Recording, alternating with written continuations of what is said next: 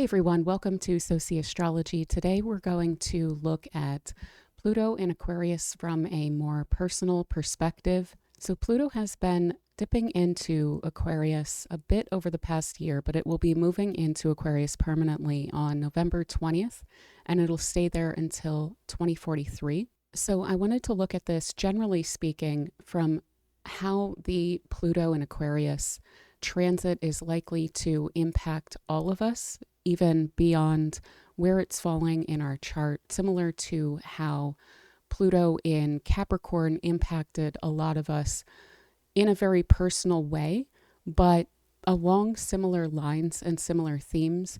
And as we've seen from Pluto in all of these signs, as we have tracked it, there's always some pretty specific ways in which it acts when it's in a given sign.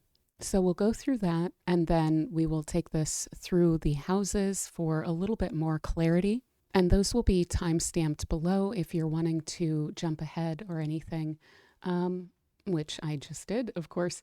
So if you are new here, please do hit the subscribe button if you are interested in content like this. I do these big, significant transits that we're experiencing, as well as political, cultural, social astrology. So if that's something you're interested in, again, please consider subscribing. And if you don't mind hitting the thumbs up button, I would very much appreciate that. It helps to feed the algorithm, and then the algorithm goes on and spreads this video around more. So I very much appreciate that. And thank you everyone so much for your support. It really means the world to me.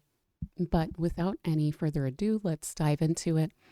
So, of course, Pluto in transit tends to bring with it a great deal of transformation, of course, questions around rebirthing of the themes involved in the sign that it's in and the place in your chart where it's transiting. It brings along with it questions of power, a great deal of intensity, questions of control, of secrets, of obsessions, destruction and creation, that whole cycle.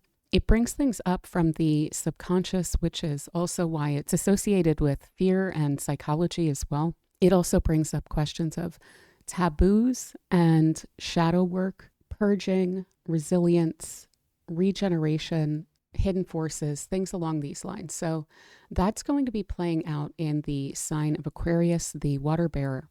So I don't think we'll be simplifying things too much to say that we will be seeing a lot of questions of power as well as transformation and some fixations around all of these different themes. So a reorientation towards solutions that are innovative around new ideas of how to accomplish things. And this in part due to the fact that Pluto is moving out of Capricorn. So the way that Capricorn would typically solve things would be, well, there's already a process laid out, just follow that process. And there's no need for any questions beyond that. Aquarius is going to question that without a doubt. So that's not going to be good enough for Aquarius. Fortunately, a lot of us will be encountering and creating, and we would be doing very well to create new solutions around our lives. So if there are certain structures, ways of doing things, any specific power dynamics within which it's just not working for us anymore, we would be doing very well to come up with even a little bit off the wall solutions to those issues. That's going to be favored quite strongly during this period of time of like 20 years. So additionally, roles within society will come to be questioned. They will be shifting, changing, who has power, who doesn't. All of these things, those are going to be changing very sharply, very strongly. We may even see in this coming year, especially with the other outer planets coming up to switch signs, themes of kind of, as I've mentioned it or worded it before, like kind of cultural whiplash. So we could even see a level of whiplash with regard to the level of power of different parts of our society, where certain powerful forces previously entrenched powers, Capricornian style powers, can see a fall, while others can kind of wind up rising up and taking that place. We tend to see this very consistently with Pluto moving into Aquarius. The groups that we're involved with, the concept of involvement and what that means will also be coming up for review and sharp shifts. Power structures within groups can also be expected to change. And we may even see this on national levels. So the organizational structures of parties and of governments will be called into question for review and shifted, changed. There may even be some organizational structures that wind up winning out that haven't been incredibly popular or powerful so far. And these are going to orient toward democratization. So any groups that you're involved with, the extent to which you can kind of level out the hierarchy, that's going to make them function a lot better with the energy that's available to us currently. Because Pluto in Aquarius is going to be naturally averse to hierarchical structures. And you're going to be much more likely to be called into question if you establish groups along those lines. So this is something important to keep in mind, that won't just be happening on a governmental level, but that's an energy that will be with us even as we form groups in our communities or in our working environment or affinity groups, anything along these lines. So democratization is really the name of the game coming up, and that's something we're very much going to want to be keeping in mind. Integration is also a very important theme, so hopefully we can see some decent breakthroughs even on like a personal level with how we deal with our own psychology and addressing it in a more integrated way and with a more integrated understanding of our own health and well-being from a more holistic perspective. And I don't just mean in terms of like the kind of standard whole health models that are handed to us, but rather really checking in with ourselves and making sure that all of our systems are pointing toward health and well-being. So ensuring our physical and mental and emotional and spiritual health in an integrated fashion, and understanding that when we fall out of any one of those, that all of those tend to be impacted, and especially then also our social health. So our relationships with others also tend to come under challenges when our own sense of ourselves, our own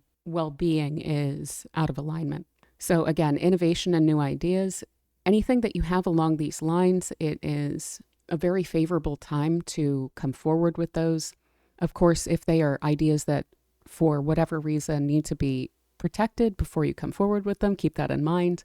But again, in terms of any groups or anything that you're involved with, if you have ideas about how to positively change things, of course, we don't want to force our way with others, but I would definitely recommend bringing those up and trying to come up with those kind of new ways of doing things, because that's ultimately what's going to be winning the day.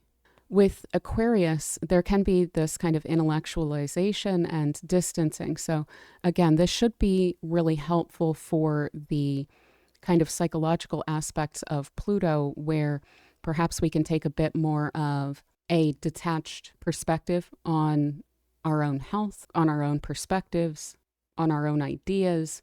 And that can get us a little bit closer to some forms of objectivity. Of course, that in and of itself is something that we will be struggling with a little bit around whether objectivity in and of itself is even really the way or possible, so to say.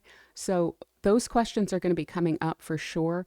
And the quote unquote objective, intellectualized kind of perspectives on things will be favored during this time. So it'll even be a little bit important to counter that with a bit of intuition and a bit of instinct to ensure that we're maintaining some level of balance. And then even with distancing, making sure that our relationships are still relationships, so to say, and it's not just a transactional kind of situation that we're in.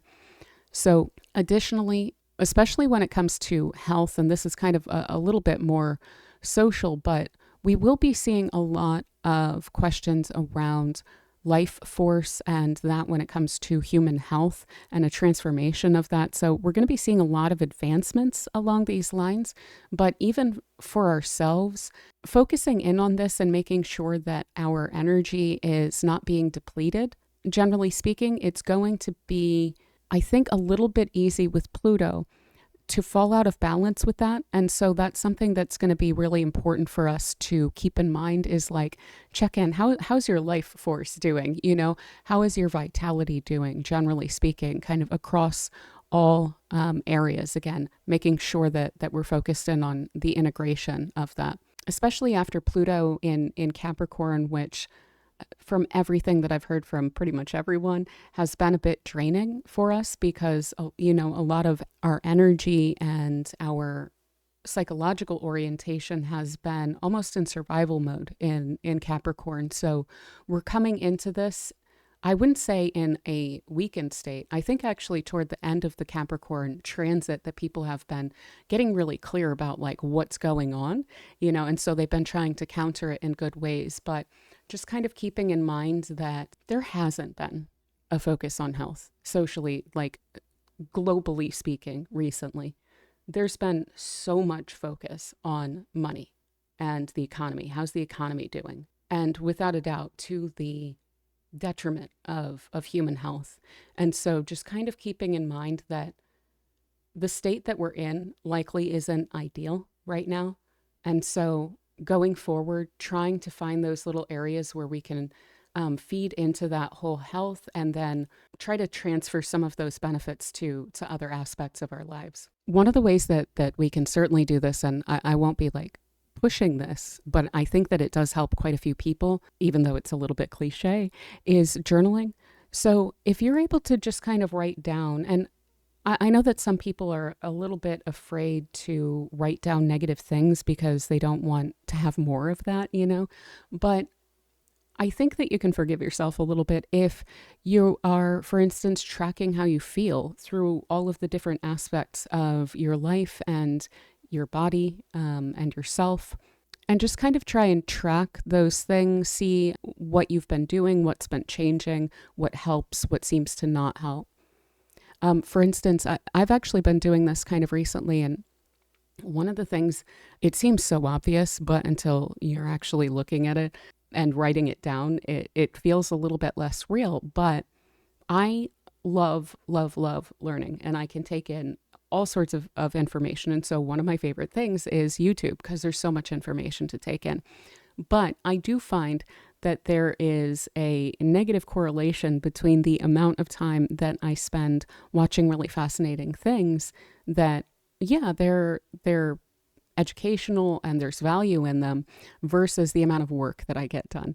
So that's something that I've certainly identified for myself, of like, those things will always be there. So get your work done fully first, and then I'll let you dive into all of that, toward the end of the day. So even little things like this, I know there are some people who do no screens for the first hour of the day, and that kind of seems to help. There's an interesting dynamic that plays out between your dopamine and serotonin levels in the morning. And so I would definitely, if you find yourself kind of getting drained pretty quickly in the day, I would look into that a little bit and see what are some methods to prevent that from getting out of balance. So again, that's kind of that integration thing of kind of understanding that there's also a negative correlation between your serotonin levels and your dopamine levels. So if you're seeking dopamine a lot, you're kind of going to be draining your serotonin to an extent, or you're at least going to be suppressing it. So we really need to be focusing, as Pluto moves into Aquarius, on making sure that that balance is right. I've been finding personally, and not to talk about myself too much, but I think these little things can be kind of fascinating. That starting my morning on my balcony while it's still autumn and it's still nice out in the morning is really helpful as well. And what's interesting there is, if I go out there and I just put on something that's educational, then I can actually give myself a little bit of wiggle room and allow myself to, listen to something about astrology or whatnot, and not feel the need to immediately jump into work. So things like that I think are going to be really important.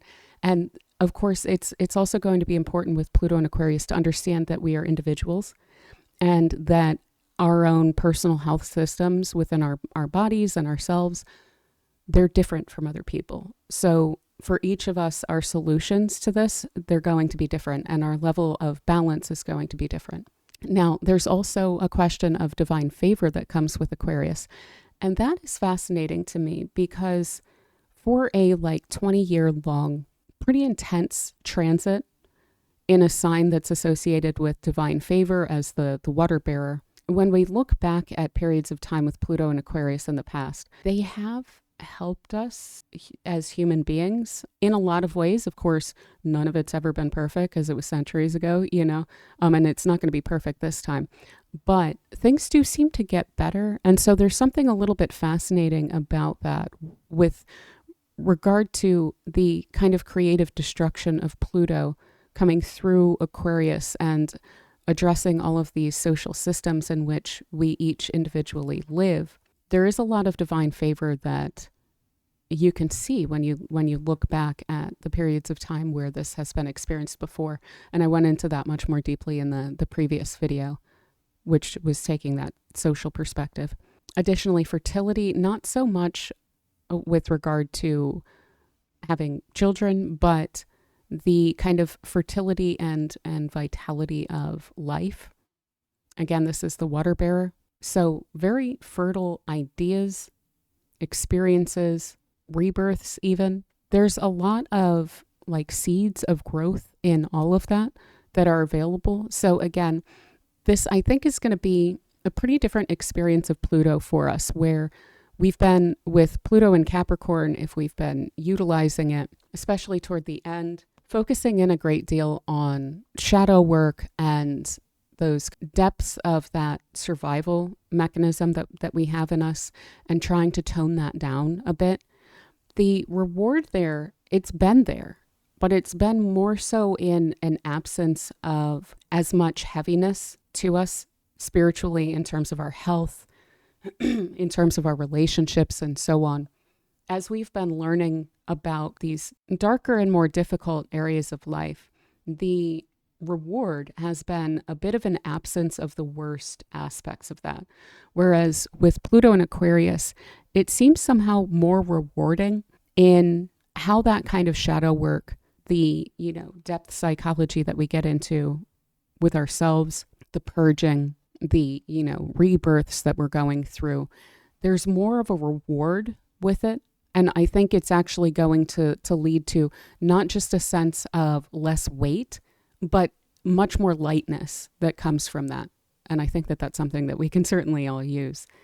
Again, this is going to bring up questions of wisdom, truth, and knowledge, and it'll be turning some of that on its head. And that'll be interesting, of course, to see how that plays out socially. Some established truths are going to get upended, the way that we have always done things, because of course it's right, because we never question it, because it's the way we do things, very tautological, These kinds of things are definitely going to be getting upended quite a bit, but this is also going to be playing out in our own personal lives. So things that we have just kind of accepted for ourselves because it seems true, because that's the way it's always been done, those are also going to become upended. And I think a lot of us are going to be introduced to a lot of new ideas, new information that really challenges the way that we look at, these aspects of even ourselves and what we think that we know. And so I would really embrace that, because that, I think, is where a lot of the rewards are going to be, is to definitely open your mind when it comes to Pluto and Aquarius, because doing otherwise is going to be a form of resistance. And we rarely want to be in a resistance position to Pluto, because that's when it comes in with a little bit more of the destructive side of the creative destruction, until we get the point, So there's also associations with Great Flood, and that playing into fertility. So we could, of course, see major breakthroughs when it comes to our own experience of rebirth, of new life. This can completely upend every aspect of our lives kind of all at once, and not in the scariest way, in a way where it might be quite overwhelming, but there's an awareness that there's something on the other side that is also complete and that is kind of waiting for us to discover it. We also will have questions of youth coming up, with Aquarius is associated with youth. So our own resilience, our own ability to regenerate, and again, playing into this as well, questions of rebirth, questions of when you do that deep work that Pluto in any sign is going to insist that you do, again, I think a lot of the reward is that lighter feeling, that more complete feeling of the sense of rebirth, and getting from that a huge amount more of resilience going forward. Additionally, on a personal level, we need to not resist social progress. Of course, we can have somewhat different ideas around this, but the fact of the matter is that Pluto in Aquarius has no room for much of what is considered to be at any given time conservative. And I am and am not completely making a political statement there. I both am and I'm not. So it's bigger than just the political aspects of this. But this is not about looking backward for some nostalgic, perfect period of time. It's not existed. Ask any woman if she wants to go back to any specific given time. While, of course, we want to preserve the wisdom that has been given to us, it is interesting to me that folk religion gets mixed into, quote, New Age. And it's because it is different, not that it's new, but it's that it doesn't fit into the kind of conservative framework of, well, this is how we've always done religion. And so even if we're looking back, even older than our standard conception of religions, what's offered to us in these kind of organized frameworks, that somehow, that is new. And so we want to certainly understand the wisdom that is in various different philosophical frameworks. This isn't really about throwing out the baby with the bathwater necessarily, but it's also about understanding that older frameworks, while they can connect us to some extent with our own humanity, and they can offer a level of balance and a more holistic framework, as opposed to necessarily Pluto and Aquarius probably will lead a lot more technical. We shouldn't be looking for an integrated framework in the past. It's literally anachronistic to our times.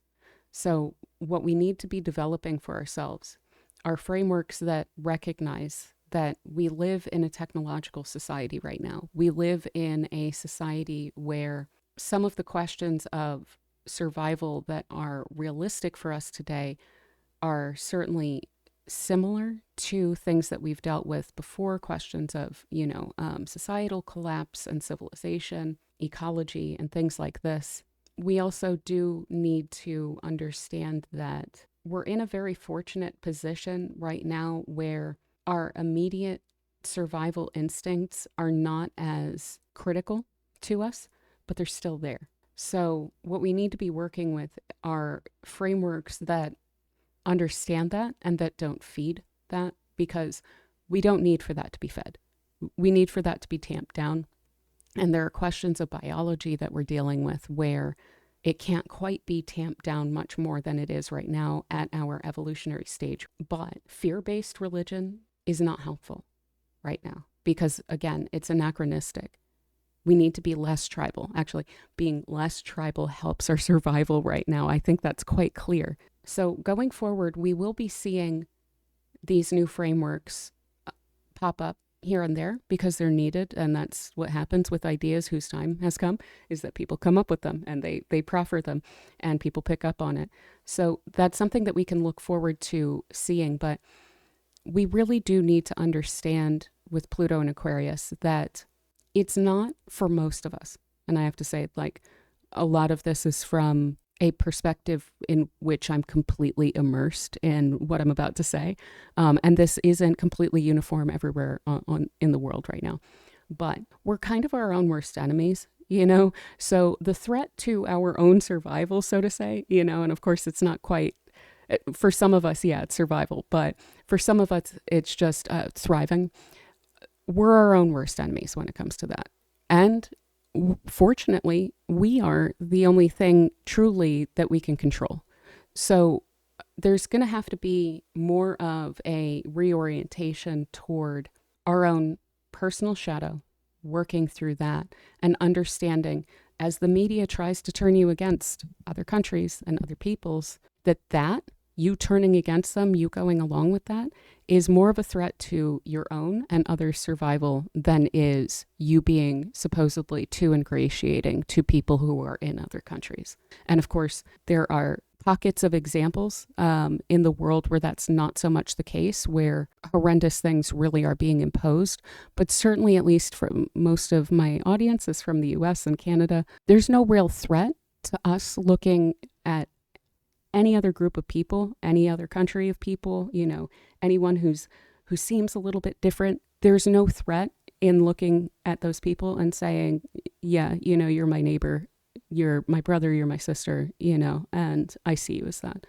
So, and that's going to be the most important thing to keep us from any sort of brinks in terms of our own personal well-being and then also the well-being of humanity, generally speaking. So again, social progress is going to be the name of the game.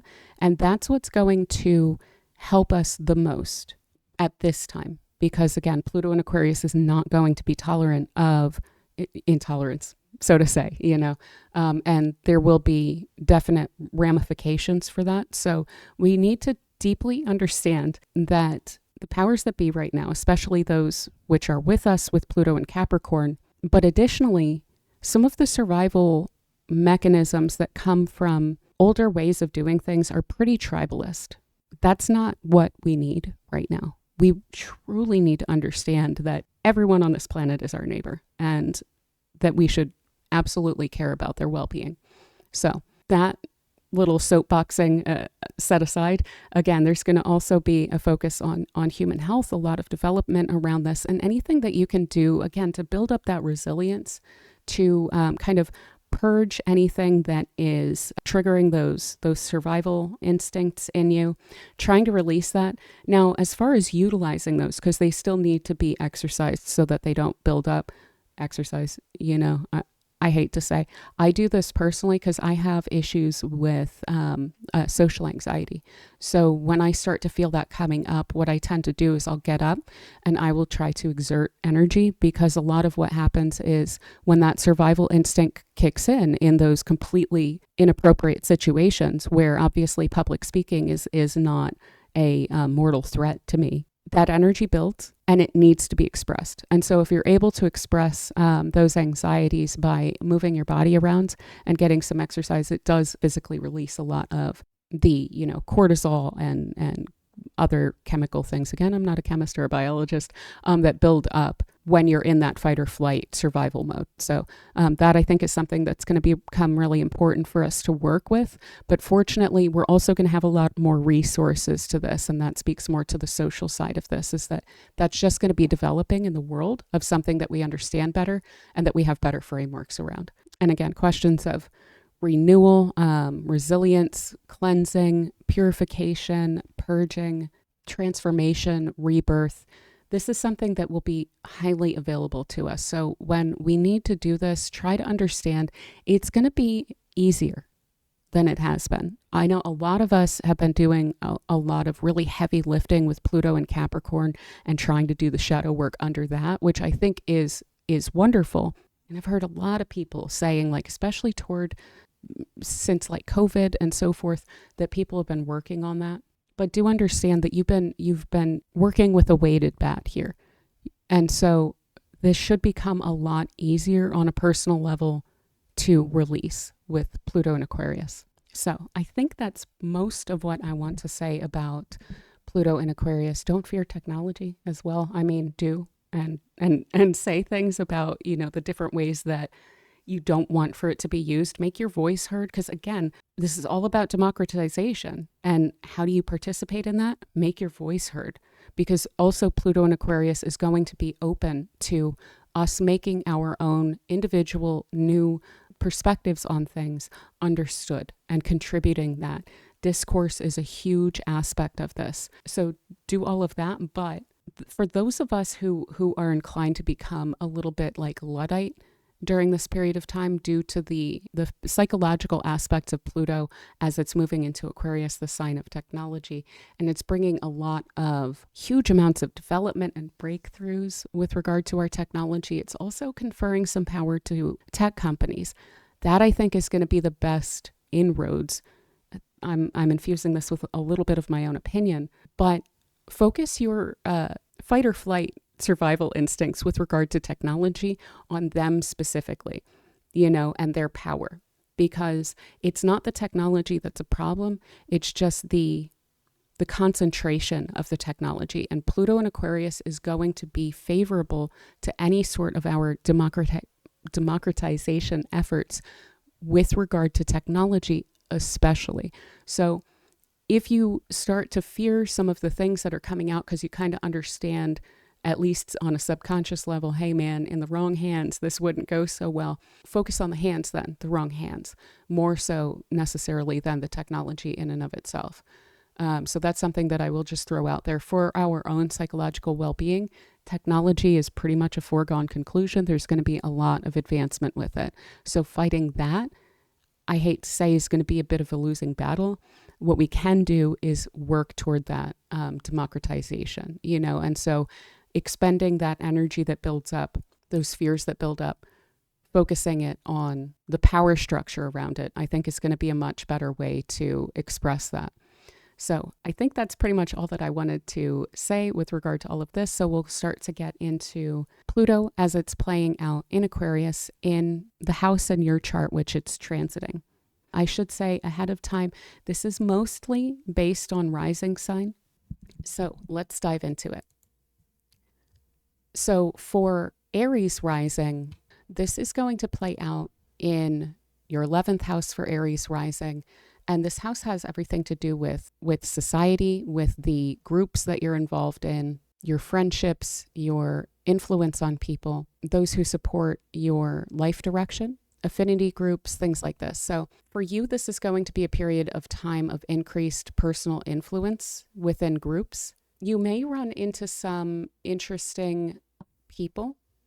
So I would try to make sure that you understand to a decent extent the energy that people are giving off and your own perspective on that, basically looking for red flags, because that could be something that could arise within groups that you're involved with. But this will be a rare occasion that would be coming through to teach you something pretty specific, but it is a possibility that way. You may get really, really intensely involved in some group, and there may even be a little bit of like secrecy around it, or it may be a group that kind of like requires membership in order to have access. But ultimately, there's going to be a major purification and transformation of your relationship. So certainly understanding social psychology better and understanding kind of what makes people tick, generally speaking, would be quite favorable for this period of time, because it'll help you to navigate these new relationships or these new ways of doing relationships out in the world. This is also going to deepen your understanding of your role in groups and society. So understanding that influence and that impact that you have, that understanding of that will grow with time, and also as to how you can utilize it for good, because the 11th house is going to be highly favorable for you using personal influence for good throughout the next 20 years or so for you. Again, transformation of your social circle. So the people that you hang out with, it may be that you stop hanging out with a specific group of people and you start hanging out with another one. And there may even be a bit of a lull in between those two things to additionally teach you a little bit more about socializing, generally speaking, and what it is that you do and don't get from it. Because there's implied here a complete rebirth of your social life. Additionally, you can find yourself relating with powerful people. So powerful people may enter your orbit. And again, important to keep in mind the power dynamics that are involved there. It could play out in a perfectly lovely fashion, but it could also be coming through there to teach you something about power dynamics with regard to other people and with regard to social circles. So we can even build up in casual social circles weird hierarchies that we try and not acknowledge. And this isn't going to allow for it to not be acknowledged. It's going to confront you in some way if there are power imbalances within your social circles. Additionally, you're likely to feel yourself kind of drawn to humanitarian causes, unconventional groups. So again, it's important here to understand your own influence and your own ability to contribute to those groups, and also to make sure that your work to these ends is within a healthy framework. If it's not, then there's going to be lessons around that, you know. So additionally, releasing outdated aspirations. So this also has to do with some of our like dreams for our life. And those are likely to change quite significantly for you. They're likely to become a lot more authentic and deeper. And this would relate to releasing things that you've picked up from society about what it is that you should want, and rather refocusing your efforts on what you truly do want. And this may even introduce that to you in a way that you haven't really experienced before. So you may have a very different perspective on what it is that you want throughout this period of time as well. And yeah, just, encountering a lot of mavericks and individuals and people who are pretty unconventional and potentially a little bit out there, but have some really forward thinking and interesting ideas. So yeah, that is a lot of what you can expect to be dealing with consistently over the coming couple of decades, Aries Rising. So for Taurus Rising, this is taking place in your 10th house. So for you, Taurus Rising, Pluto is bringing in a major transformation, a major regeneration of your professional life path. And this is to reorient you toward a more authentic, unique individual path for yourself, shaking off the yoke of what society and those around you have contributed unduly to what it is that you see as your ideal achievements. Working through your own personal framework when it comes to that. And this leading to, a deeper understanding of your own unique personal aspirations for yourself, rather than what you've picked up on from others. Releasing all of those outdated ambitions for yourself. And this will probably lead to a major pivot. It doesn't have to be, though it could be a complete career change. But this is more along the lines of your aspirations, your life direction, your life goals. So it's bigger than career. And it may simply be that you're say in the same field, but you're doing it differently. So this could also indicate like going independent with your work and doing that in order to pursue an authentic calling and feeling more aligned along that way. Additionally, there can be brought into this if you're wanting to make some sort of social impact with your work, or you are wanting to incorporate different pieces of other fields to your work, then any changes that are needing to be made to what it is that you do and what it is that you contribute, again, including going independent if this is relating to your work and you have a specific employer, then that's something that's going to be coming up in the coming decades for you. Now, you can come into as well more powerful roles. So again, this is about your ability to contribute individually. One thing that will be really important with Pluto and Aquarius in your 10th is to utilize any sort of authority very even-handedly, because that is one area where this could become pretty disastrous, would be if you need a lesson around how to properly use authority. If it's misused, then there could be some like shocking fallout for you. So it will be really important to ensure that your own expression of authority is clean, is pure, and is not focused heavily on any sort of hierarchical spoils from a given position or a given role. You can definitely expect tests to your authority throughout this period of time. I would embrace those with open arms. If people are being domineering, then that's one thing. That's probably a sign, especially if they are in a position of authority over you, that you may want to step back and you may want to even step away from that kind of situation and reconsider your involvement with that group.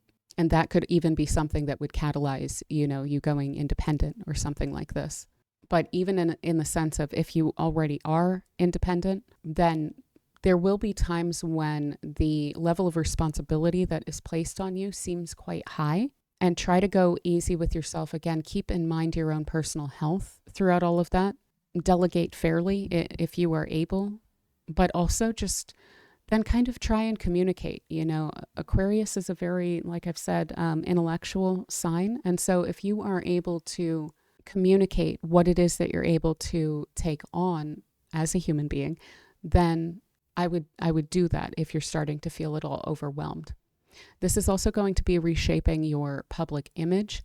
So the way that people look at you going into this is probably going to be significantly different from the way that people look at you by the end of this. And this would be due to all of the work and transformation and regeneration that you're going to be going throughout this period of time as well. So again, really important to keep that all above board and healthy, because all of that content is going to be seen publicly. It's not going to be easy to like sweep your shadow under the rug with this kind of placement. If you're dealing with things in a way that is kind of out of balance, that's going to be known. So just something to kind of keep in mind, to make sure that you're dealing with things in a very pure and clean way, that is being reciprocated. And if it's not, then to make some major changes with regard to what it is that you're contributing to. So yeah, that is what I see for you coming up, Taurus Rising. Okay, so for my fellow Gemini Risings, this Pluto in Aquarius transit is for Gemini Rising going to play out in the 9th house, which has to do with philosophy, your worldview, your education, travel, foreign themes, your beliefs, all of this. So what you're likely to see with Pluto in Aquarius is a transformation of your worldview and deeper exploration of truth. So a huge expansion, really, of your worldview. I would expect a lot of study of spiritual, philosophical ideas, study generally speaking. So this is an area where it's going to feel like the things that you're learning, the things that you're studying have a huge amount of impact on you, because that's where Pluto is coming in for you, is through that study and through taking on new ideas, through keeping your mind open, through a very humanistic perspective that is being built up for you through encountering and better understanding various different belief systems. And this could also be not just through study, but through travel. So encountering different kinds of people, kind of taking on board, not as something necessarily that you believe, but as something that you understand, their own perspective on things. One thing I would definitely recommend with regard to this kind of placement is definitely make sure that you're staying within the law. Try not to fudge anything or think that something's maybe not a big deal, because there can also be like legal lessons that go along with this. This is also a house of law. So just kind of something to keep in mind. Try and make sure that whether or not something is legal is at least playing into your kind of behavioral framework. I know that sometimes the law doesn't really make a lot of sense. And so we can kind of understand, yeah, okay, possession of such and such, it's not really that big of a deal. I'm not saying that you should think that that's bad, but I'm saying that you should try to make sure that you're aware, definitely, of when you're doing things that aren't legal, and don't sweep that out of your consciousness. Like, try and be really conscious of that to ensure that there's no way that you're going to wind up getting in trouble for it, So I would even say, and this is just a side note, sorry, I'm going off on it a little bit, but even when it comes to things that are hidden, right? So if, for instance, you're in a state that doesn't like for you to have possession of certain things, don't just keep it in your house. Make sure that you're hiding it well, because you never know when someone's going to knock on your door and need a witness to something. And if they see something, then that could be not so great. So just kind of things like that. Try and make sure that you're really, really clean on that. Because Pluto, again, lots of lessons, and we don't really want any legal lessons. So what's actually kind of interesting about that too is that you could encounter legal situations that could actually work out for you in a way that changes things for you to an extent as well. So it's not that law is likely to go wrong for you. It's that if you encounter the law and where you do, it's more likely to have a bigger impact or to have a bigger lesson along with it. Not always for bad. All of that legal stuff aside, we can just now focus in on all of this. So yeah, encountering again, like powerful new spiritual and philosophical ideas. It's not just that you're expanding, it's that it's having a much bigger impact on you. You're understanding things a lot more deeply. So that open-mindedness that's going to be great for this, and that should be relatively easy for you to maintain as a Gemini rising, it's going to have a huge impact on you. But then additionally, this is where you can influence quite a bit with the influence aspect of Pluto. Generally speaking, is as you understand these things more deeply, you will also be able to contribute to others along those lines based on what you have studied, what you have learned, and what you now have a deep understanding of. Now, with Pluto in Aquarius in your ninth, you're also very likely to be introduced to unconventional ideas. So new ideas, new frameworks that maybe haven't been fully fleshed out. And you could certainly contribute to fleshing that out. But these won't necessarily be like traditional, so to say, frameworks that you're working with. You may be working through those to an extent, but then reformulating them along these kind of Aquarian lines of what's truly relevant within that today. And what is it that you individually are then able to contribute to that perspective? So for instance, if you are involved in any sort of like spiritual groups or something, you may be tearing through books with regard to traditional beliefs and traditional frameworks, but you will also be reformulating those in a way that makes a lot more sense for today. And that could be a little bit of that influence coming in too, because then that can make accessible to people much more broadly those frameworks as they're updated. So again, deepening your study of any topic. Ultimately, this is generally speaking a house of study. So even if what you're studying is nutrition and the impact of certain things on human health, that would be one thing that certainly would come through like this. You would be getting deeply into it. And even that would then probably impact your worldview. You know, you would look at life differently. You would look at things differently based on how you understand different compounds and, you know, different types of proteins and sources of nutrients and how they interact with the human body. Additionally, if you're studying law, this would be wonderful for studying law because, again, it's in the ninth house, but it's also Aquarius. So it would probably be along the lines of how do we reframe legal systems in order to make them more fair? And bringing in those new ideas, not just the kind of punitive aspect of the law, but then also the kind of restorative aspect of the law with Aquarius here. Additionally, it's a house of personal growth and development. It's also a house of freedom. And what's interesting is Aquarius and this is kind of Sagittarian generally energy that comes through with the ninth house. It's very freedom oriented. It wants to hold space for itself and for others. And so gaining that sense of personal freedom through the growth process here, through building up your understanding of things, traveling, meeting new people, exploring. This would be a wonderful time to be saying yes to any what I have generally termed to be like adventures in life. Anything that presents itself in that way to you is likely to have a really strong impact on both you personally, but also your perspective of the world. So generally speaking, always check your transits, always make sure you know the vibe of whoever you're dealing with. But for instance, if a travel opportunity presents itself under this, it would be likely that you should take it, because it wouldn't just be a travel opportunity. And that's kind of the point there. It's like, it's a transformation opportunity and it's a growth opportunity. But yeah, very likely to be becoming more spiritual throughout this period of time and to be gaining a much stronger sense of yourself through your study and engagement with spiritual topics. Also with foreign themes, so if you're able to study other cultures and things like this, anything along the lines of humanities, most topics generally, but really those areas of humanities and spirituality are just really especially fruitful when we're dealing with the ninth house here. So I would lean really hard into those. It should be a really lovely time.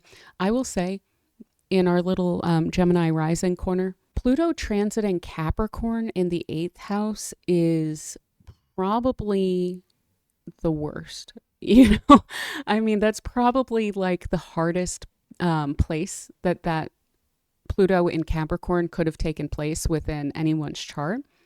So congratulations for making it through that. And now you have a very lovely Pluto transit coming up that is very unlikely to play out in difficult or negative ways, other than if you are resistant to growth or if you overlook that you are crossing a legal line, and there happens to be someone there to enforce anything like that. So this should be just like comparatively versus the past 15 years, this should be absolutely wonderful.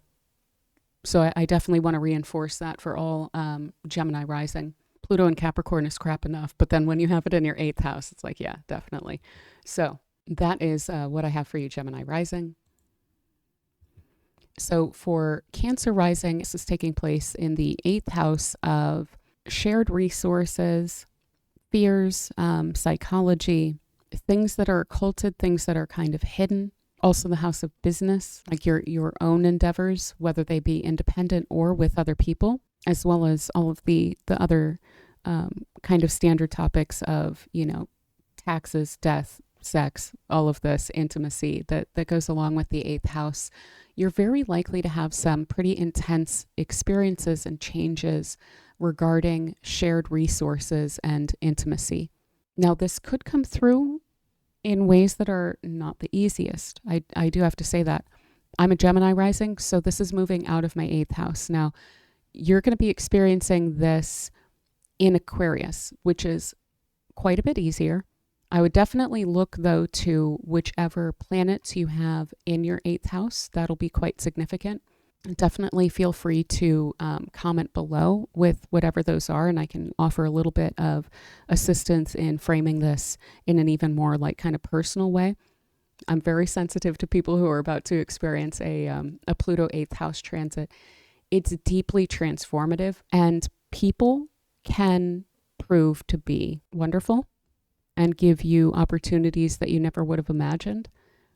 And they can also be, if you need a lesson around that, quite difficult to deal with, manipulative, and not really working for your best interest. So before you get involved in any sort of commitments with people, before you develop these kind of intimate ties with people, really try to take your time, especially for Cancer Rising. I know you guys are quite romantic, and would love to dive into something fully. But if someone is pressuring you to do something like that, if it has to do with business or if it has to do with a personal relationship, take your time and use your Cancerian instincts when it comes to people, especially actually groups of people when it comes to Pluto in your 8th house in Aquarius. So when you're getting involved with groups, listen to those instincts 100%.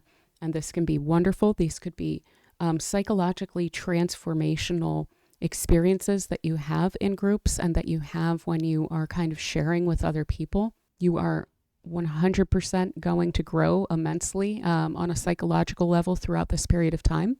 But, any sort of little red flags or things that pop up for you, don't ignore those. Do not sweep those under the rug. The thing with the 8th house and with Pluto is that it's always best to sweep things out from under the rug and look at them directly. Definitely don't be fooling yourself, because if you do, nature has a way, so to say, of bringing you people that are not great to be sweeping things under the rug with. Let me just put that way, and can teach you a lot of lessons around that. So I will just throw that out there as very personal, and my past 15 years experience of Pluto in the 8th, I wouldn't trade it for anything. I have learned things that otherwise I never would have, but it can be quite intense, so take your time with things. A deep transformation, deep transformation. I said possibly psychological in nature. It's going to be psychological in nature without a doubt. We're dealing with Pluto, eighth house topics. So any sort of taboos, any sort of difficult subjects, any sort of fears, survival reactions, questions around, emotional regulation, questions around power dynamics and how you play into those, whether it be from abuse of power or being abused by power.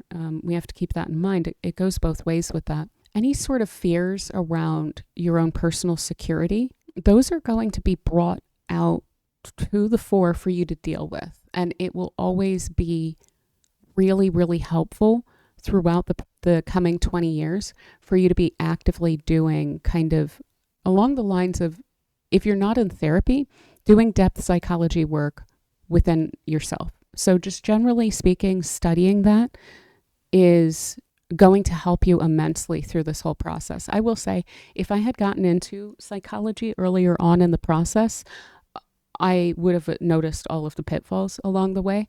And so it would have been a much easier experience. So I would definitely recommend, as you're going into this, make sure that you're kind of understanding how personality works, how people relate to each other in a healthy way, and things along these lines.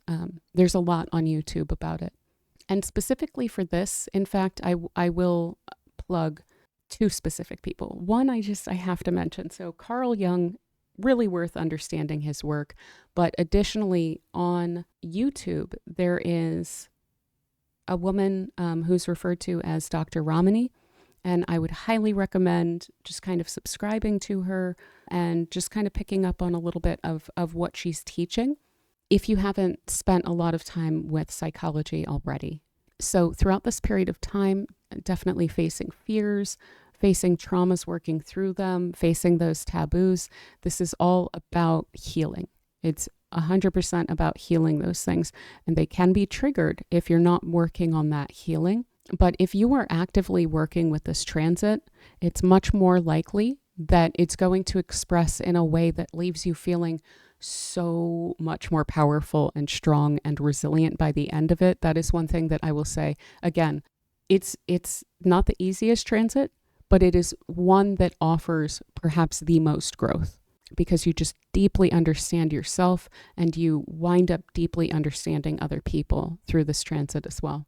So a lot of healing around your understanding of power and vulnerability as well. So becoming a lot more comfortable with your own vulnerability because of the fact that you understand red flags and things like this. Of course, you can be vulnerable if you have your instincts turned on and you have great instincts as a Cancer rising. So that's where this transit makes you incredibly strong, is that by the end of it, any sort of power games, power dynamics, people who put you in a vulnerable position and or kind of like run you down for being vulnerable, those things just aren't going to work on you by the end of it. So additionally, you could wind up dealing with questions of inheritance and investments. You could have some really wonderful investments throughout this period of time. Again, I would look at what planets are in your eighth, what transits are going on, and I would always, be pretty careful with investments, but you could make one that would wind up paying off quite well with Pluto in the eighth house. And yeah, additionally, there could be something along the lines of inheritance or settlements or something like this that you could also come into. Now, as far as starting a business throughout this time, that could certainly pay off. You'll want to make sure that you're being very thorough with regard to all of that and that you're watching for those transits. I would say, especially if you are starting a business while Pluto is in your eighth house, you're really going to want to look at electional charts. You're going to want to give whatever the inception of that business is a really excellent chart for you to work with, and that is also good for your personal natal chart. Not to completely just like plug myself. That's something that most astrologers can do for you if you're not super comfortable with that yourself. I do whenever I have time, and that is going to be much more now than it has been the past month or so, probably like 2 months. Will be providing public elections to people in terms of what's the best time to do X, Y, and Z. So that would also be kind of something to look out for. Some people give these things publicly of like, look, this period of time looks really good. So if you're wanting to start anything, say this month, then you're going to want to aim for this time of day on this specific day. And that'll set you up the best to be able to utilize a much greater sense of power and influence that you can have in terms of your own endeavors, your own ventures there, your own investments even. So looking to electional charts also for making investments would be quite wise too. So yeah, I think that's pretty much what I have for you, Cancer Rising. Again, if you have any sort of individual strange transits going on, I am very open to, put it in the comments and I'll try and give you as much help as possible, because this is a very significant transit that you're about to go through. It's something that I do personally understand quite deeply as I've just gone through it. And so I definitely don't mind offering any help with that I can. So for Leo Rising, this transit is taking place in your 7th house. For you, it's going to be playing out within your partnerships and your personal relationships, one-on-one relationships, contracts. This can also have something to do with legal matters, but that's more along the lines of contractual law. And mostly what you're going to be dealing with here is how you relate to other people. So you may find yourself with this Pluto in Aquarius in your 7th. You may find yourself in some unconventional relationships. So if you've done relationships a specific way for a while, you're just kind of not super satisfied with that. You may decide that you want to change the structure of your relationships and also to change your expectations of why it is that you do relationships, what it is that you're trying to get out of that. And that in itself can have, of course, a huge impact on the conventionality or unconventionality of a given relationship. So being really forthright, trying not to really have any secrets around that, being just super open about your expectations in relationships is going to be really important throughout this period of time. And also making sure that other people are being open with you as well. So I would say with this kind of a transit, it would actually be quite wise at a certain point, pretty early on, probably in any sort of like romantic partnerships or really any sort of partnerships, to clarify on your end your expectations, but to also ensure that others are, to your satisfaction, clarifying their expectations too. Try not to let other people sweep things under the rug that are important to you throughout this period of time as well. Because Pluto can bring up questions of secrets and things that go on a little bit behind the scenes and the power dynamics that come from unequal information, So that's just kind of something that you may want to keep in mind.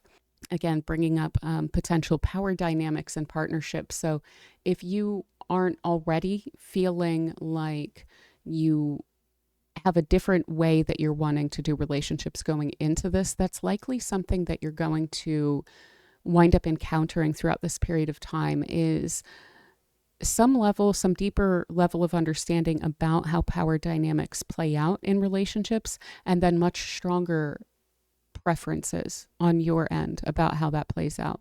Because as we know, partnerships, relationships can be the most wonderful things in our lives and also the most stressful. So we always want to make sure that those things are quite healthy and that they are providing to us a mutually beneficial kind of situation. So again, yes, this is likely to transform how you approach commitment, as well as to transform your expectations within relationships. You naturally have your 7th house in Aquarius, so you already have an inclination toward unconventionality within relationships and a desire for relationships to be kind of engaging and fun and maybe not so like sappy, but more along the lines of a fun, interesting, mind-opening kind of experience. So that's much more likely to be available to you throughout this period of time.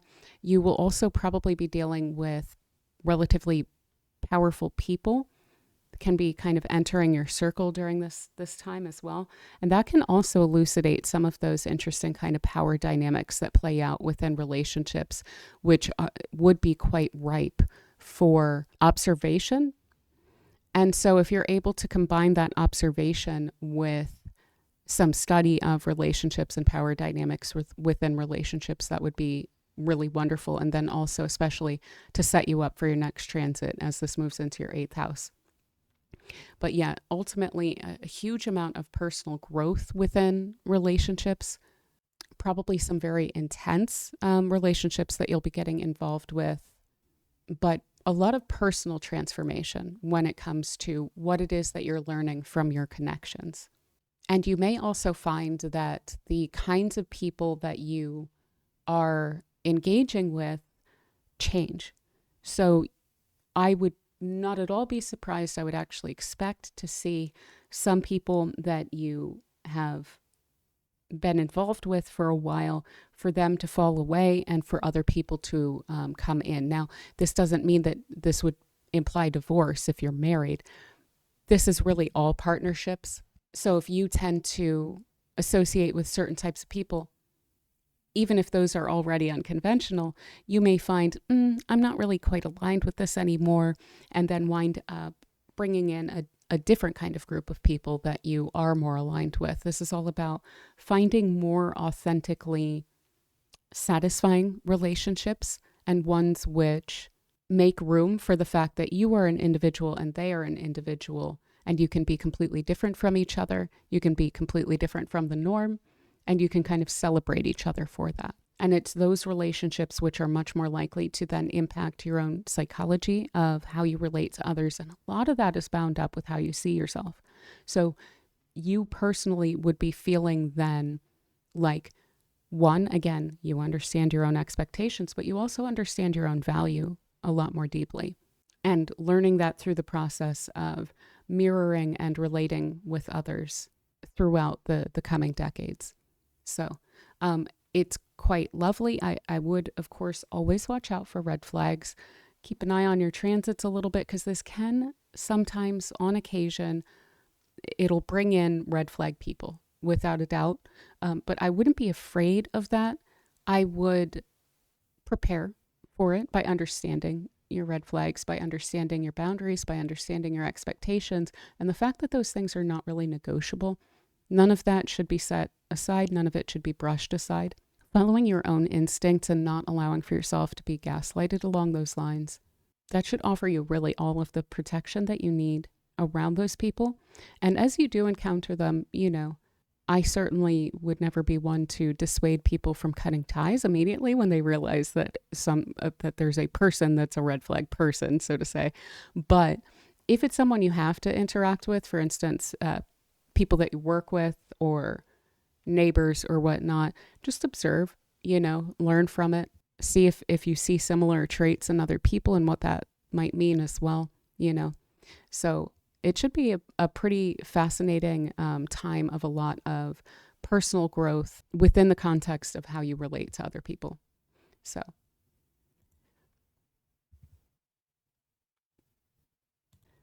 So for Virgo rising, this is playing out in your 6th house. And your 6th house has everything to do with your daily life, your routine, what you engage in, the tasks you do, how you do them, your daily work, taking care of yourself, taking care of those around you, your personal physical health and general well-being. And so what Pluto in Aquarius brings to your 6th house is a deepening of focus for you. So really wanting to get like deep into whatever it is that you're doing. You're wanting to do it thoroughly and completely. You're not wanting to half-ass anything when you have Pluto transiting your 6th house. And you could wind up uncovering new sources of information or different ways of doing things. So more effective ways of doing things. Again, this is all about being extraordinarily thorough. Pluto can be really obsessive. And so when it comes to the house of tasks and work, it can, for one thing, provide a wonderful work ethic where, again, your focus is on being thorough rather than just getting things quote unquote done to where you can check it off of a list. It's like, no, I'd rather just do it completely and thoroughly.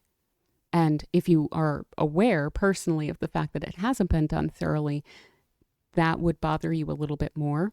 So one of the ways that this could, for instance, play out is even in the sense of this uncovering new sources of info. If you are looking into something, you're very likely to rabbit hole pretty hard on any given topic. So you're going to want to pretty thoroughly understand anything that you're digging into. So this is a wonderful placement for any sort of research that you need to do, because you're going to be extraordinarily thorough and you're going to really understand something by the time you're satisfied with the level of research that you've done and the level of understanding that you have created for yourself. But you may also find like different unconventional methods of picking up on information.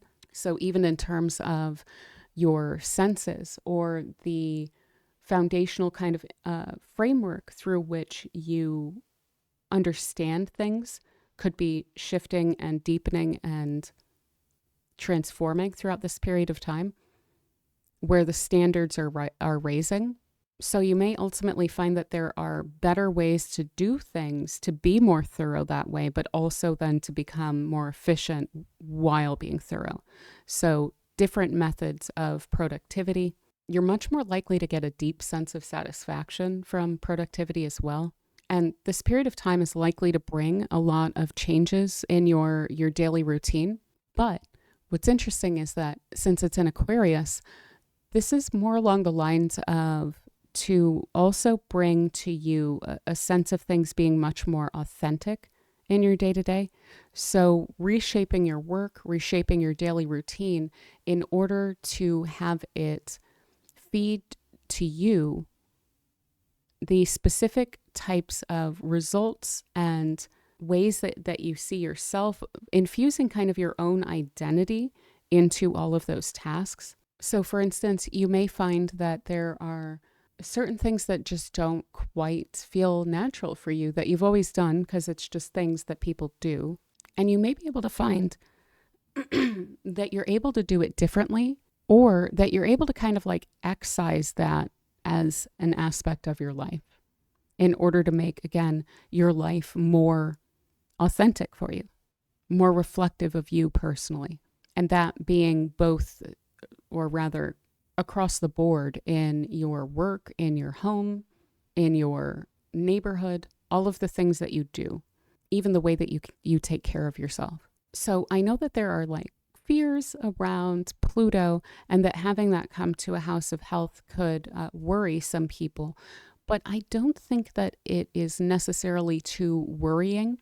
It will bring to light any issues that are there, so that's helpful. And definitely don't be afraid to like dig into your health and make sure that you have complete information about it. But it can also represent a regeneration of your health, especially considering it's in Aquarius. This is already a sign of health. It's already a sign of like vitality.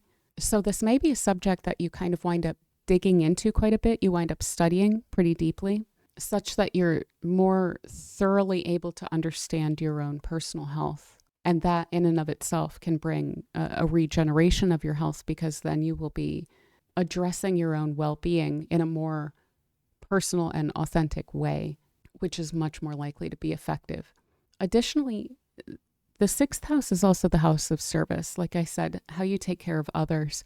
And with this Pluto in Aquarius in your sixth house, this is very likely to cause you to want to serve humanitarian causes. This could be around animals with the sixth house, but it could also, just generally speaking, be people who are in need. So serving people who are in need, serving humanitarian causes would be very, very satisfying work to do with Pluto transiting your sixth house in Aquarius as well. You may even find that you're quite interested in the human condition, so to say, how people are impacted by health systems, by work systems, by any sort of unfortunate circumstances that they experience. And things like this may become a topic in which you kind of delve into quite deeply and find that you're wanting to help people along those lines as well. So that is, I think, pretty much what I have for you, Virgo Rising.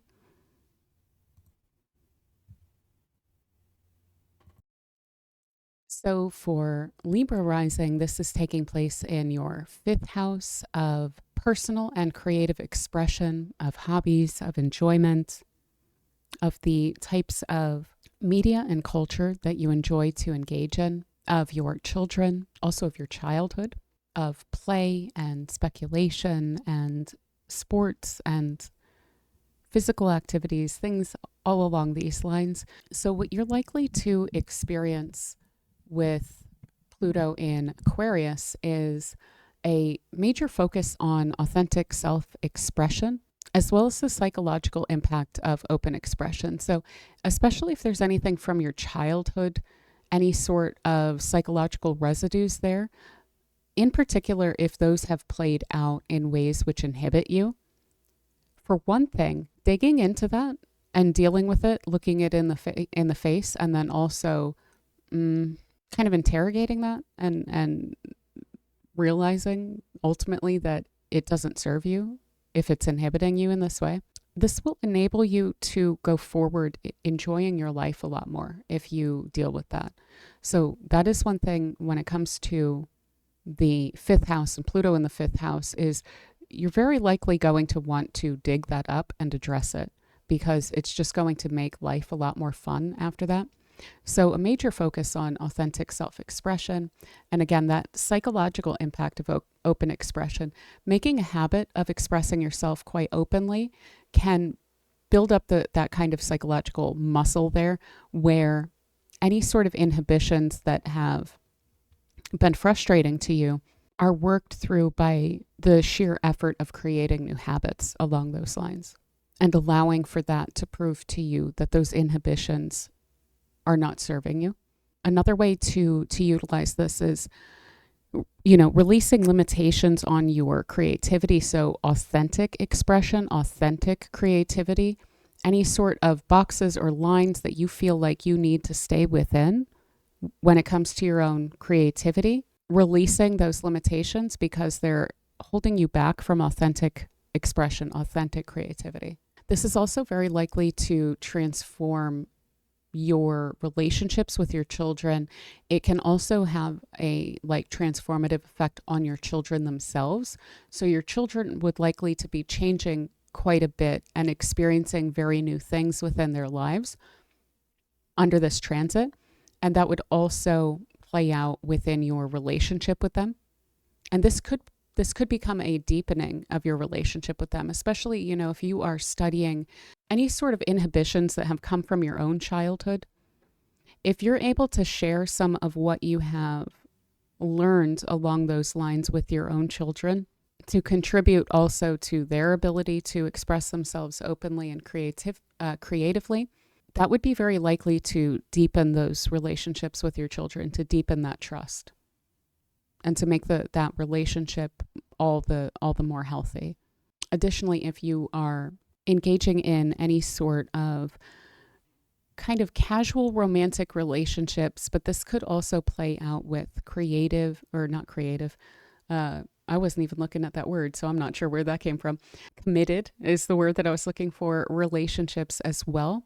Romantic relationships in particular are likely to become a lot more intense. You could also see friendships become a lot more intense in terms of the emotional and psychological depth. Now, if you are dating, a Pluto transit to your fifth will definitely be asking you to be not hyper aware, but effectively aware of red flags and how they play out, any sort of codependencies, any sort of power games, and things like this that can play out in relationships. You would really want to keep your eyes open for that, understand the signs of those. I will plug again, as I always will. Dr. Ramani is really good. She's on YouTube.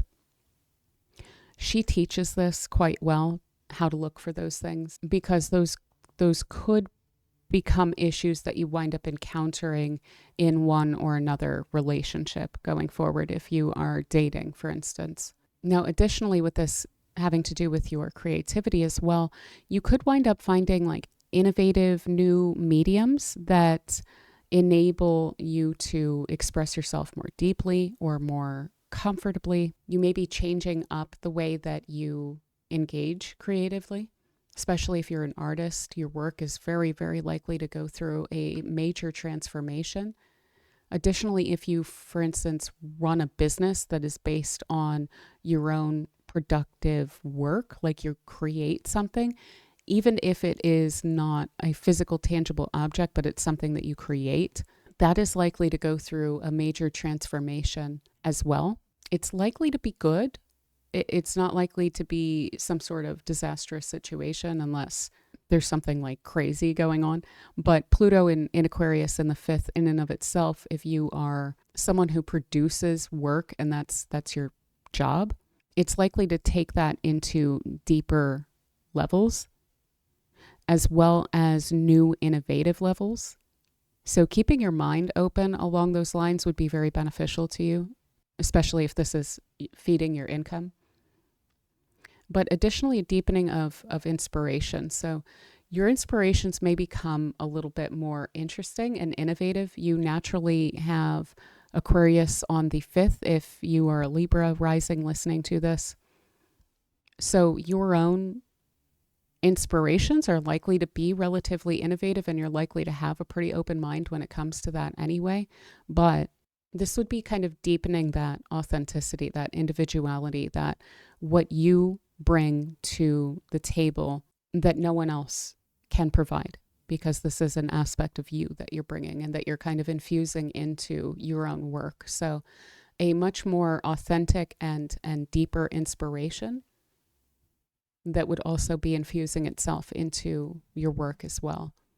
You may also begin a physical training regimen or like a health exercise oriented regimen that would wind up being extraordinarily beneficial to your health and would very likely be quite deeply enjoyable and satisfying and fulfilling.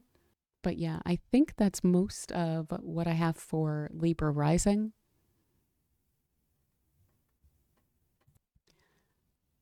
Okay, so for Scorpio Rising, Pluto is in Aquarius in your 4th house of home and family, your roots. So what is going to be coming up for you over the coming decades is a greater understanding of your roots and generational patterns, potentially healing around those patterns. And this would likely come from a relatively humanistic or progressive perspective with regard to any sort of family karma, any issues that have arisen for you from your youth that are quite deeply rooted. Those are very likely to come up during this time to be healed. You could also experience some major changes within your family. So shifting roles within your family in particular. Additionally, you may find your living situation changing. So this can occur in multiple ways. This could be a major overhaul of a home in which you live. It could be that people are moving into your home and are kind of, impacting the energy of it, impacting what it's like to live there, not just necessarily negatively, but also potentially positively, changing your experience of that. It could be, of course, people moving out. This could even be a situation where if you have a mortgage, finally paying off the mortgage, if you're looking to buy a home, doing so, and then having your role with regard to your home change, because then you would be, a home owner. Additionally, if you own any property, there could be major changes with regard to that. This could even put you in a position where you would be playing the role of a landlord. Now, if you're renting, I would try and be careful about any power games from landlords. Additionally, you could find yourself moving, and not necessarily just close, but it would likely put you in a position where you would feel as though you had a little bit more control over your living situation. So even if for a while you've lived in a certain place and you haven't quite felt right there, if you were to move somewhere else and wound up feeling a lot more comfortable there, and could wind up then feeling like you have a lot more just general control over your living situation, because then you're no longer faced with the question of, do I really want to stay here? This could also be a time when you wind up really digging into your ancestry and your roots. Pluto tends to become relatively obsessive about research. And with that in your fourth house, you could certainly focus that in on making some pretty big breakthroughs. If there's been any part of your ancestry that's been a little bit unclear, you could certainly break through on that.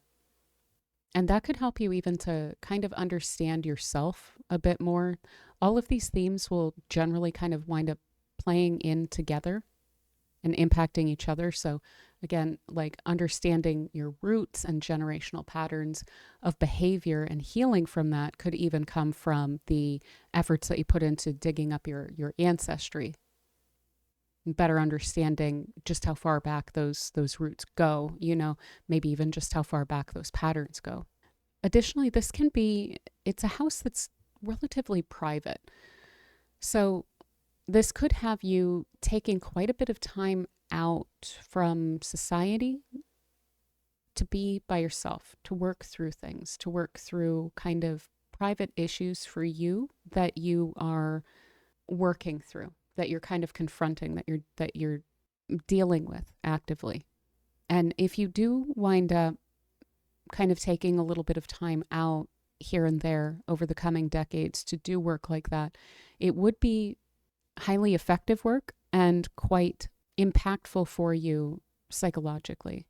Now, this could also play out in power dynamics within your home. So not just from landlords, but if there are ways in which people control your home in a way, you may be kind of confronted with that. And the reason that this would be coming up would be to present you with the reality of the situation. Things tend to present themselves, which were once hidden when Pluto is moving through a specific area of our chart. So we may not realize the impact that someone that we're living with has on us. And again, this can be for better or worse. And with that potentially arising, if it is for worse, then this is kind of challenging us to do something about it, to change your living situation so that you're not feeling like you're necessarily under the thumb of someone or feeling like they have some level of control over you. And yeah, generally speaking, when dealing with family, it's very likely that you will be digging up quite substantial and helpful kind of information around issues so that you can shift and kind of transform those relationships so that they are healthier for everyone involved. So that is something that I would really focus in on. If there's any relationships within your family or your living situation too, that you're less than perfectly comfortable with, it would be worth working through that. It would be worth trying to really make those changes during this period of time. And then if they can't be made under this transit, then it might be worth asking yourself kind of how involved you want to be in that, so that you yourself with this Pluto in your fourth house can feel much more rooted and much more stable, feeling much more in control of yourself and your own life. So yeah, that is, I think, pretty much what I have for you, Scorpio Rising. So for Sagittarius Rising, this transit of Pluto in Aquarius is taking place in your third house. So this third house is related to expression, communication, exchange, your locality, your siblings, your peers, your interests, the things that you like read about. And so for you, this is most likely to play out in the coming decades as changes in those relationships with siblings, peers, your community.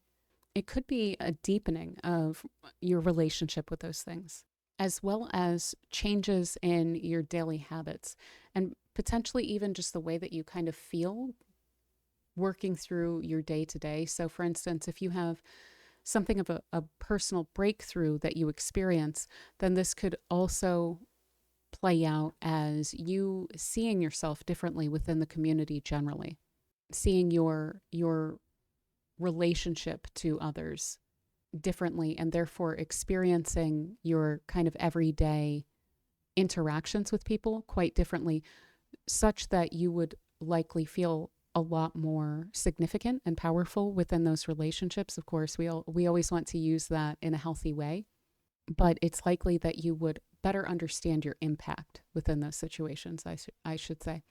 Additionally, you could feel very compelled to learn deeply. So to become kind of obsessive in your study and your reading, you might wind up reading a lot. And through that process, but also additionally, you may find yourself as well thinking differently. So major changes in the way that you think about things. So possibly learning specific habits around thought processes, especially, where your psychological state intersects with the way that you think. The fact that your psychological state has a huge impact on that. You could come to understand that much more deeply, and therefore have a very different experience of your thought processes, with those becoming a lot more clear and less kind of weighed down by the background noise of potential like psychological work that we haven't fully done or that we haven't fully processed yet. And you may additionally find yourself pursuing unconventional information, with this playing out in Aquarius here.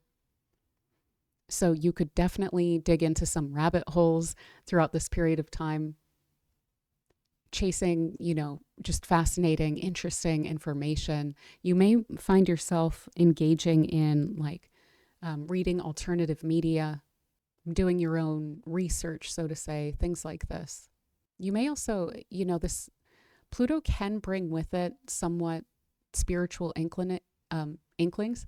And so you could even wind up getting very deeply into the study of unconventional spiritual topics. Now, you may additionally find yourself come into involvement with some powerful communities, so very influential communities, and try not to be too intimidated within those groups. I think that your association with them would cause what we were talking about before, where you may be kind of interacting with people in a different way. You may feel that you have a better understanding of what it is that you bring to the table. So if you do wind up involved with some powerful communities, I would lean a little bit more into that side of it, of being like, hey, that's pretty cool. I'm doing this interesting thing. I'm contributing to it, and it's making me feel pretty good about who I am within my community. You may even feel kind of compelled to get involved in some local humanitarian efforts. And if you do, you're very likely to feel a sense of pretty deep fulfillment from that. Additionally, this can deepen the conversation that you tend to have with people, your connections with people. It can make more authentic and substantive your own personal expression too, where that's coming from a much deeper place, but also a much more authentic place when you are kind of in conversation with people, when you're engaging in any sort of discourse. You're much more likely to speak from your own experience necessarily, rather than what you have picked up from what other people have told you, so to say. So representing yourself individually quite strongly within your own exchanges with other people, and connecting with friends, even neighbors, much more deeply. So probably having even just the quote unquote like small talk that we typically engage in with those types of people that we tend to do that with. It's much more likely that it won't really be small talk. It would be much more substantive in terms of the content of what is discussed. And people may come to you to discuss things like that. You may actually be a little bit surprised in the beginning that people are kind of opening up to you in the way that they are.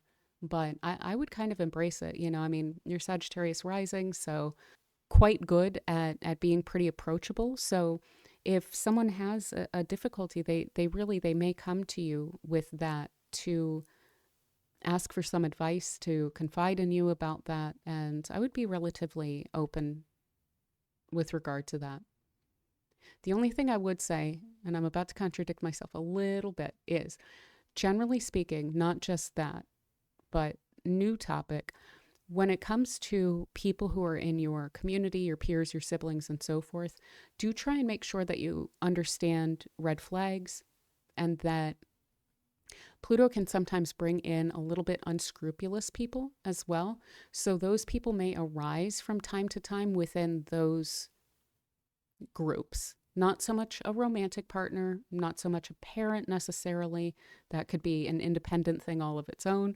But this transit is much more likely to present itself to you with occasionally bringing in unscrupulous people to a peer group or to a neighborhood or something like this. So just something worth kind of keeping your eyes open for. But other than that, it's a pretty awesome place to have it. It's going to make your ability to focus in on any sort of study that you're interested in doing much stronger.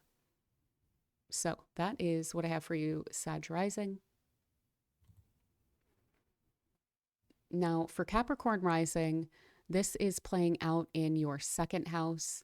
The second house, generally speaking, has to do with our finances, with our security, with our own sense of self and our self-worth, what we value, the resources that we have available to us. So the way that this is likely to play out for you would be a transformation of your kind of relationship with and perspective on money and material security that's in for a pretty big change. Now, this doesn't necessarily have to do with events. This could be a major change within your own psychology with regard to money and security. So how do you value that? That's likely to come under a lot of change during this period of time. You may find that it's more important. You may find that it's less important. You may find that your expectations or your goals with regard to the amount of money that you want to have or bring in or whatnot, any sort of property that maybe you own or have dreamed of owning or something like this, that in and of itself could certainly change.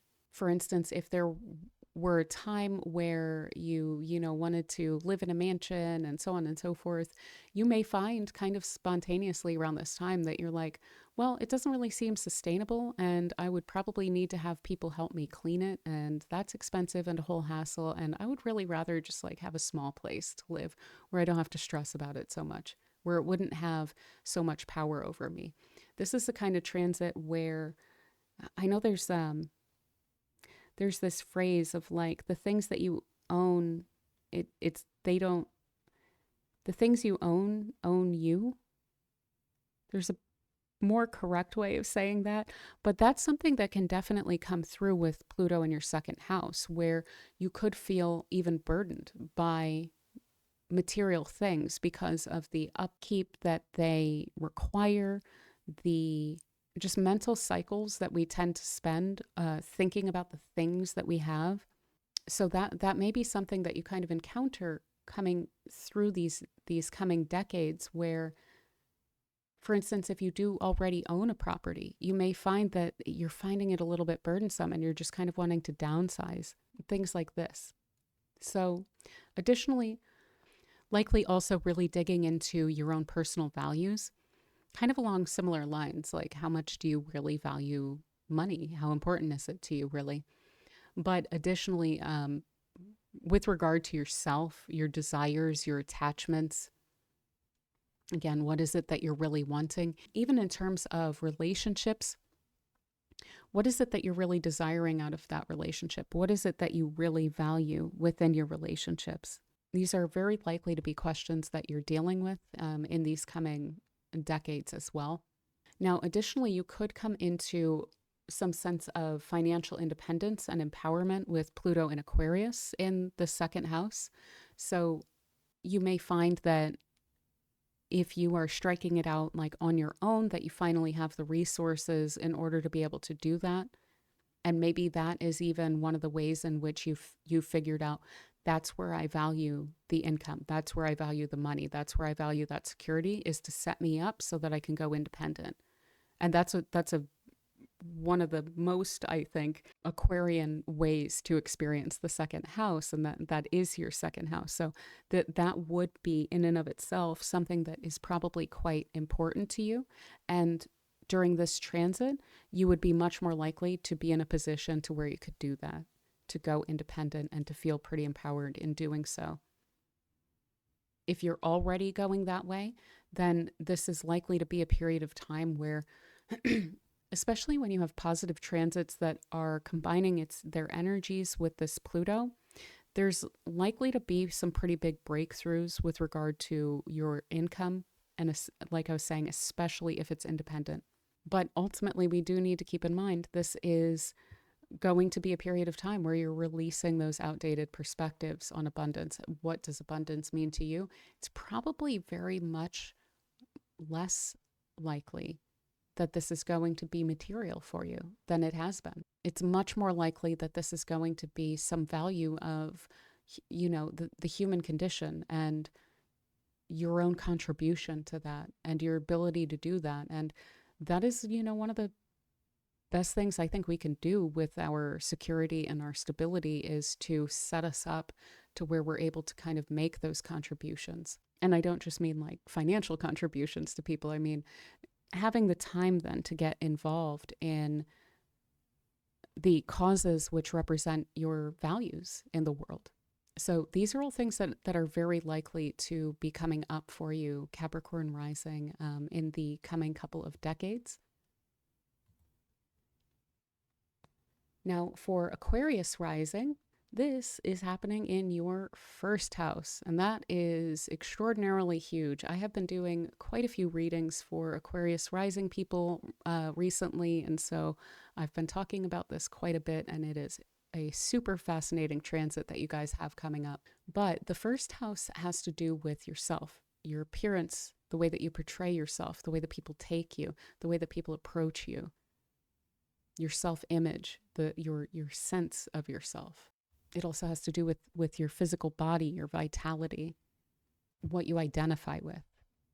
And so with Pluto moving into your first, before I even get into that, I have to point out it's moving out of your 12th. So this is a pretty huge shift here from the 12th to the first house.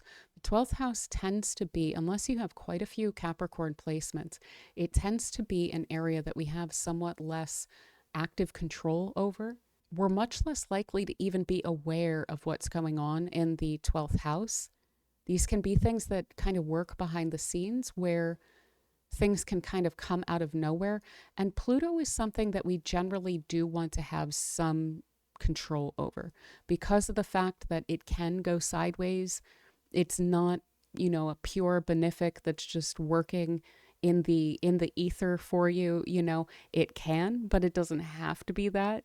So it's really wonderful that this is coming into an accessible position, to where it's almost like there's been a power that has been held over you that is suddenly then put into your hands over your life, where you're no longer necessarily beholden to outside forces, but are rather than able to finally act independently. And of course, that's something that is really important to an Aquarius rising. The way that you are most likely to experience this transit going forward is personal reinvention, regeneration, feeling again that power that has been put into your hands over your own life, recognizing like, hey, this is my life, this is myself, this is my body, this is my experience.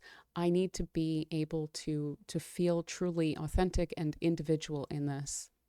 And so, gladly claiming that energy of Pluto coming into Aquarius and being like, look, I'm going to completely reinvent myself. I'm going to put myself in a highly acknowledged regeneration mode, where this is an intentional rebirth for myself and for my own sense of myself and the way that I interact with others.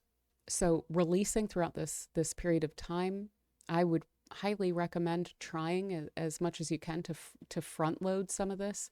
releasing outdated aspects of your personality and self-image. The sooner that you do that, the sooner that you're able to fully step into feeling a lot more authentic and individual and independent, much more like yourself. And now this is likely to be experienced much more deeply than just like the way you do your hair or whatnot. It will, I'm sure, include things like that, but it's much more deep than that. I think the ascendant is much more profound than we often give it credit for in just the terms that we utilize to describe it. So this is also very likely to encourage you to develop a much more profound sense of your own personal purpose and your own personal goals for yourself. It's like, what truly do I want from life? Who truly do I want to be in this world? And really feeling like you're in a position where you're able to, grab onto that, understand it, grab onto it, and then act upon that, express that quite openly. Additionally, you are very likely to be perceived as powerful or intense or formidable during this period of time. So this is kind of something to keep in mind. If people do seem to be coming off as though maybe they're a little bit intimidated by the way that you are changing things with yourself, I would try and give them some grace, laugh it off, things like this, because you're likely to come off pretty significantly differently than you have before, because obviously you've never had Pluto in your first house before. So it's a very different experience of being you. And what's also fascinating about the fact that Pluto is moving from your 12th house to your first house is that Pluto in your 12th house, it's doing a lot of deep psychological work, but it's beyond your awareness. It's really working in the subconscious when it's in the 12th house. And so with all of what basically Pluto has learned about your subconscious, it coming into your first house, you could come into a great deal of awareness of your own psychology, your own psychological makeup, your hangups, your patterns, things like this. And so that could be kind of unloaded onto you relatively suddenly. I would certainly expect for this to play out early on in this transit, where again, you just understand yourself a lot more deeply. And that can, of course, feed into all of these changes that you're making, where, for one thing, if you're releasing hangups, if you are releasing these kind of outdated aspects of your personality and your self-image, you're coming into something quite new. Definitely try and base that on what it is that you've learned about your own personal psychology and what makes you tick, because Pluto's bringing that to your awareness during this period of time as well. So a huge period of time of reinvention for you. You should be feeling with this transit a lot more empowered than certainly when it was transiting your 12th house. So I think that is pretty much what I have for Aquarius Rising. Definitely enjoy your transit here. Thanks for bringing your energy to Pluto, because we need it. So for Pisces Rising now, this is playing out in your 12th house in Aquarius. And this is the house of your subconscious, things that are kind of beyond the veil. Fortunately, as a Pisces rising, this is somewhat more accessible to you, especially if you also have placements in Aquarius. But it's a bit more of a natural environment for you to work with than it is for most people. This can be to do also with some sense of isolation or working alone. You could do some really wonderful psychological work with yourself throughout this period of time. Your sense of spirituality is also very likely to deepen throughout these coming decades. So I would expect for you to be studying that potentially not just in isolation, but sometimes, yeah, just kind of on your own, really getting deep into your own spiritual study throughout this period of time.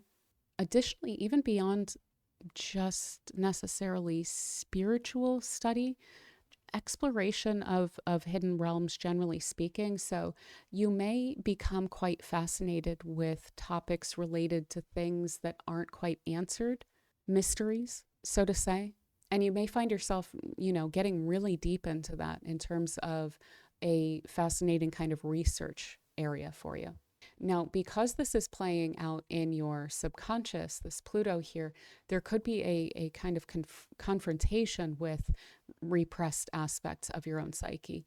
So, if you feel like there are things coming up that are kind of heavy and even a little bit heady, then I would recommend trying your best to look those straight in the eye, because if it's presenting itself to you, hey, that's all you can kind of ask for with the 12th house transit. That's better than it could play out, where sometimes things just stay behind the scenes. Sometimes Pluto just acts on your subconscious and it doesn't really make itself known.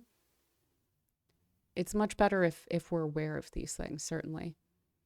Additionally, so like subconscious material, hidden fears that arise, looking those square in the face would be really well advised, so that these things aren't expressing on their own, so that it's not something that's happening outside of your control. You may also have a pretty like deepening sense of the universal. So along spiritual lines, potentially the universe in and of itself, the cosmos, so to say. But additionally, these kind of bigger, even cosmological questions of life and why we're here.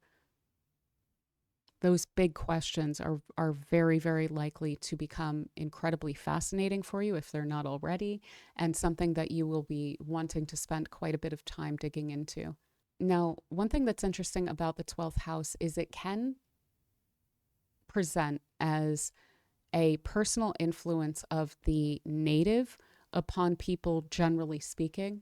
So you may find, in a way that you can't quite describe, and neither necessarily can others, feel that you have this kind of strange influence over others, and that others have a kind of strange influence on you.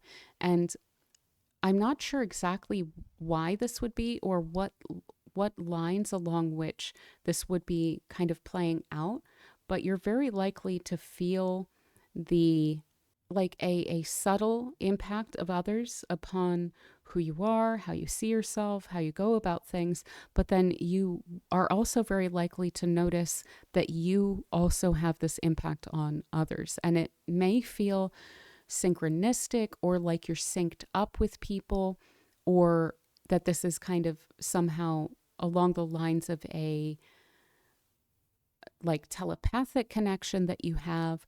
And not necessarily just telepathic, but it's like any sort of those kind of intangible, nonverbal forms of communication and influence that we have on people, especially like vibrational in nature, is kind of what I'm trying to get at. So you're very likely to notice that you have that impact on people.